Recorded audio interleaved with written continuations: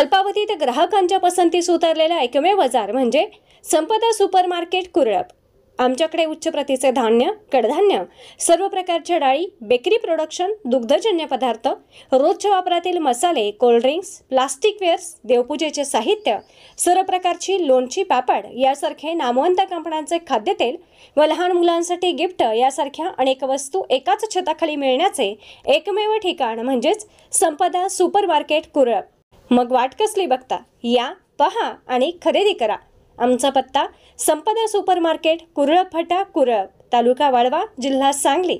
Mobile number 9975 96 28 91 आणि 9975 55 26 03।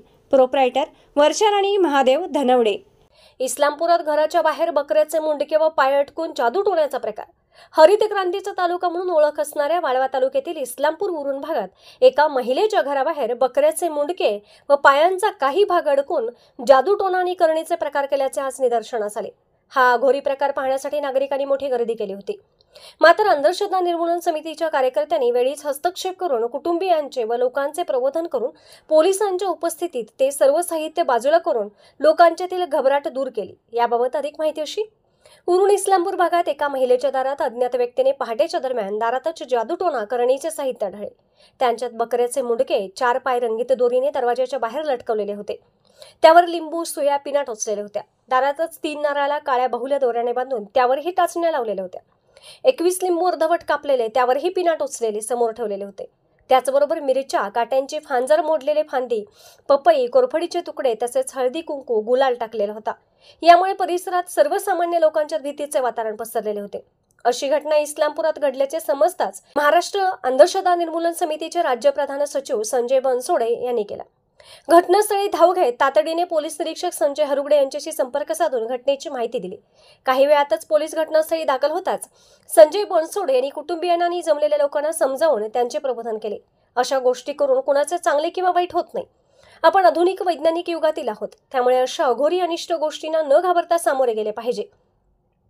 करणी जादूटोणा करणारे तसेच अंधश्रद्धेचा प्रचार प्रसार करणाऱ्यांवर जादूटोणा विरोधी कायद्याअंतर्गत गुन्हे दाखल केले जातील अशी माहिती देऊन सर्व साहित्य संजय बनसोडे यांनी गोळा करून पोत्यात भरून पोलिसांच्या स्वाधीन केले।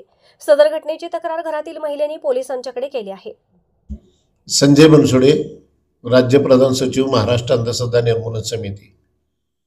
आज सांगली जिल्ह्यातील इस्लामपूर या ठिकाणी उरण भाग आहे। या उरण भागामध्ये एका महिलेच्या दारात बोकडाचं मुंडकं, त्याबरोबर त्याचे पाय आणि त्याला लावलेले लिंबू, मिरच्या वगैरे लावलेले होते। त्याचबरोबर दरवाजाच्या समोर 20-22 लिंबू कापलेले, त्या पिना टाकलेल्या, त्याबरोबर नारळाला काळी बाहुली बांधलेली आणि असं सगळं करणीचं साहित्य तिथं अचानक आल्यामुळं त्या घरामध्ये घबराट तयार झाली। परिसरामध्ये अफवा पसरल्या की करणी केली म्हणून, आणि त्यामुळे तिथं समजताच आम्ही तिथं गेलो आणि तिथल्या कुटुंबियाचं समजून सांगितलं, त्या कुटुंबियाचं प्रबोधन केलं।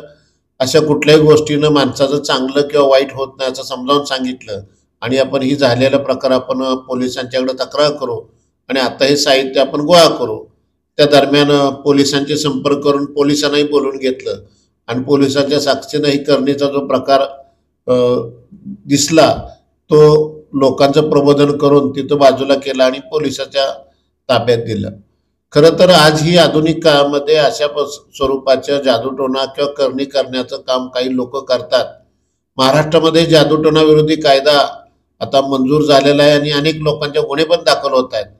तर असं कोण करत असेल तर त्याच्या महाराष्ट्र जादूटोणा कायदा अंतर्गत गुन्हे दाखल होऊ शकतात, किंवा अंधश्रद्धेचा प्रचार प्रसार कोण करत असेल त्याच्याही या गुन्ह्यामध्ये आपल्या कायद्यामध्ये अडकू शकतो।